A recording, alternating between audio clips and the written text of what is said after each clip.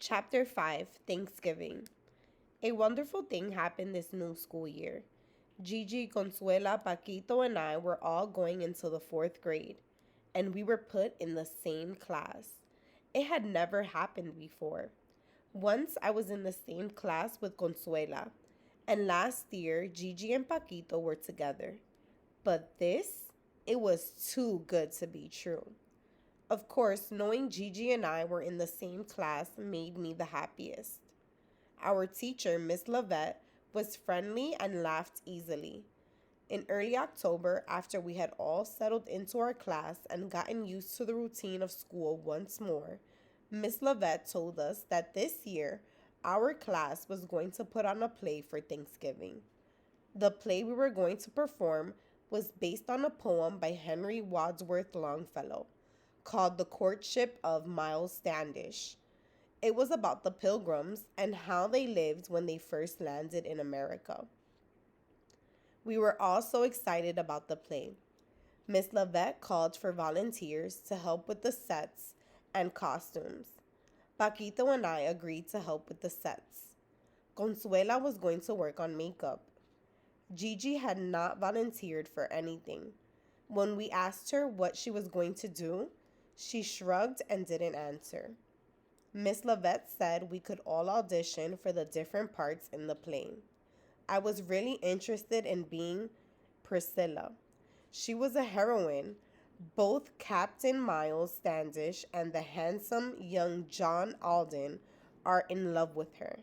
She is the most beautiful maiden in Plymouth, Massachusetts. That's where the Pilgrims used to live. I told my friends how much I would like to play that part. Everyone said I would be perfect, except Gigi. She said that it was a hard part to do, and maybe I wouldn't be able to play it. I really got annoyed and asked her what she meant.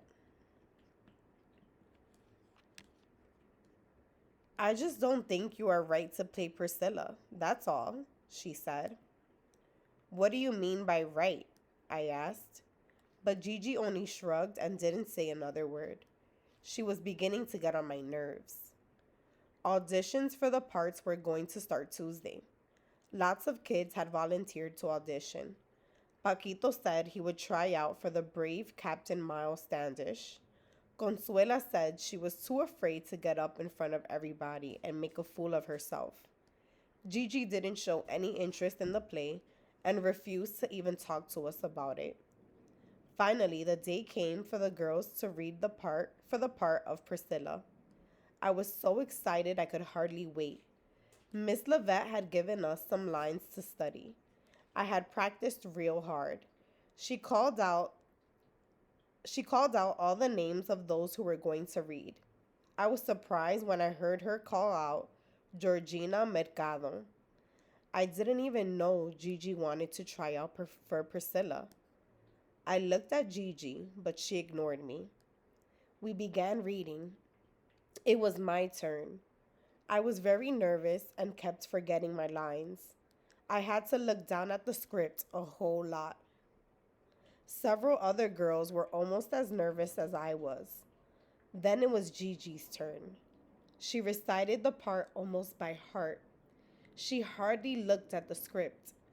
I noticed that she was wearing one of her best dresses. She had never looked that good in school before. When she finished, everybody clapped. It was obvious that she was the best one. Miss Lavette made a fuss. You were just wonderful, Georgina, she said. Made for the part. Boy, would I have liked another chance. I bet I could have done better than Gigi. Why hadn't she told me she wanted the part? It's a free country, after all. She could read for the same part as me. I wasn't going to stop her. I was really angry at Gigi. After school, everyone was still making a fuss over her. Even Paquito had to open his stupid mouth. Oh man, Gigi, he said, you were really good. I liked the part when John Alden asked you to marry Captain Miles Standish, and you said, why don't you speak for yourself, John? You turned your head like this. Paquito imitated Gigi and closed his eyes. That was really neat. Consuela and the others laughed and agreed. I decided I wasn't walking home with them. I have to meet my brothers down by the next street, I said. I'm splitting. See you. They hardly noticed. Only Consuela said goodbye. The rest just kept on hanging all over Gigi. Big deal, I thought. Of course, walking by myself and watching out for the tough kids was not something I looked forward to. Just last Friday, Hilda Gonzalez had gotten beat up and had her entire allowance stolen. And at the beginning of the term, Paquito had been walking home by himself and gotten mugged. A bunch of big bullies had taken his new school bag complete with pencil and pen case, then left him with a swollen lip. No, sir. None of us ever walked home from school alone if we could help it. We knew it wasn't a safe thing to do. Those mean kids never bothered us as long as we stuck together. Carefully, I looked around to make sure none of the bullies were in sight. Then I put some speed under my feet, took my chances, and headed for home. Just before all the casting was completed, Miss Lavette offered me a part as one of the Pilgrim women. All I had to do was stand in the background like a zombie. It wasn't even a speaking part. I don't get to say one word, I protested. Felicidad, Maldonado. You are designing the stage sets and you're assistant stage manager. I think that's quite a bit. Besides, all the speaking parts are taken. I'm not interested, thank you, I answered. You know, Miss Lavette shook her head, you can't be the best in everything. I turned and left. I didn't need to play any part at all. Who cared? Gigi came over to me the next day with a great big smile all over her face.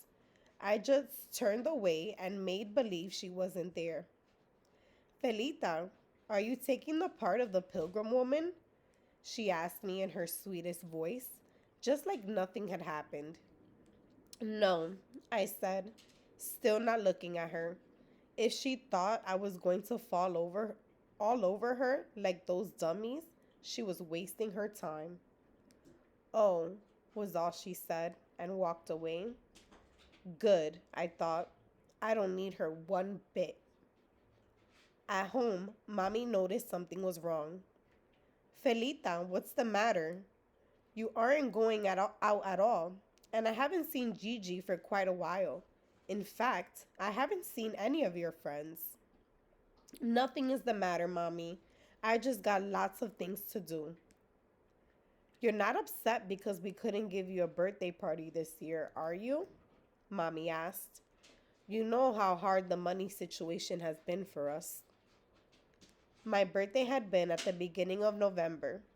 We had celebrated with a small cake after dinner, but there had been no party. No, it's not that, I said, and meant it. Even though I had been a little disappointed, I also knew Mommy and Papi had done the best they could.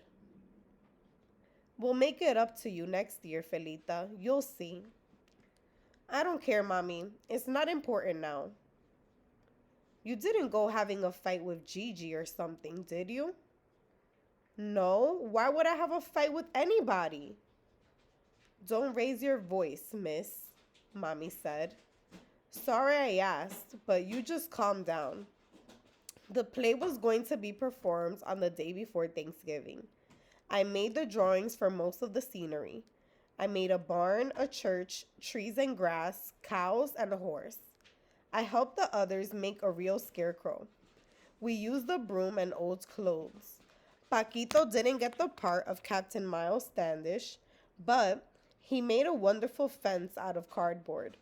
It looked just like a real wooden fence. Consuela brought in her mother's old leftover makeup. She did a good job of making up everybody. By the time we set up the stage, everything looked beautiful. Gigi had tried to talk to me a few times, but I just couldn't be nice back to her. She acted like nothing had happened. Like I was supposed to forget she hadn't told me she was going to read for the part. I wasn't going to forget that just because she was now Miss Popularity, she could go and stay with all her newfound friends for all I cared. The morning of the play at breakfast, everybody noticed how excited I was. Felita, Papi exclaimed. Stop jumping around like a monkey and eat your breakfast. She's all excited about the school play today, Mommy said. That's right. Are you playing a part in the play? Papi asked. No, I replied. But she's done most of the sets, drawing and designing. Isn't that right, Felita? Mommy, it was no big deal. That's nice, Papi said. Tell us about it. What kind of sets do you do? Johnny asked. I don't know. Look, I don't want to talk about it. Boy, are you touchy today, Tito said with a laugh. Leave me alone, I snapped. Okay, Mommy stood up. Enough. Felita, are you finished? I nodded. Good. Go to school. When you come back, bring home a better mood. Whatever is bothering you, no need to take it out on us. Quickly, I left the table. Rosa, I heard Papi say, sometimes you are too hard on her. And sometimes you spoil her, Alberto, Mommy snapped. I'm not raising fresh kids. I was glad to get out of there. Who needs them? I thought. The play was a tremendous hit. Everybody looked wonderful and played their parts really well. The stage was brilliant with the color I had used on my drawings. The background of the countryside, the barn, and just about everything stood out clearly. Ernesto Bratter, the stage manager, said I was a good assistant. I was glad to hear that because a couple of times I had to control my temper on account of his ordering me around. But it had all worked out great. No doubt about it. Gigi was perfect as Priscilla. Even though the kids clapped and cheered for the entire cast, Gigi got more applause than anybody else. She just kept on taking a whole lot of bows. Afterward, Miss Lovett had a party for our class. We had lots of treats. There was even a record player and we all danced. We had a really good time.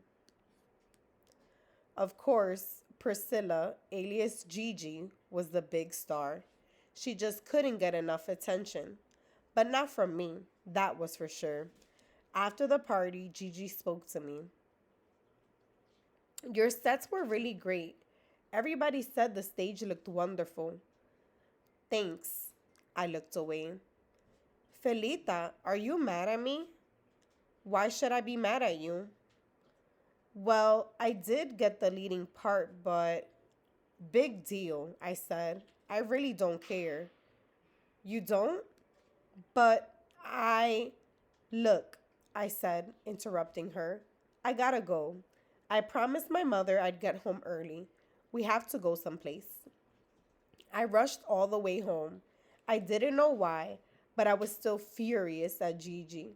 What was worse was that I was unhappy about having those feelings. Gigi and I had been real close for as far back as I could remember. Not being able to share things with her really bothered me.